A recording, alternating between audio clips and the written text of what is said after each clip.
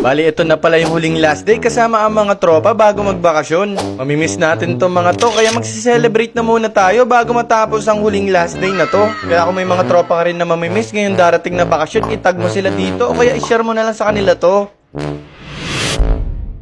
Bali, pagkadating dito sa mahal na mahal kong school, naging mabuti na akong estudyante at nakinig na lang agad.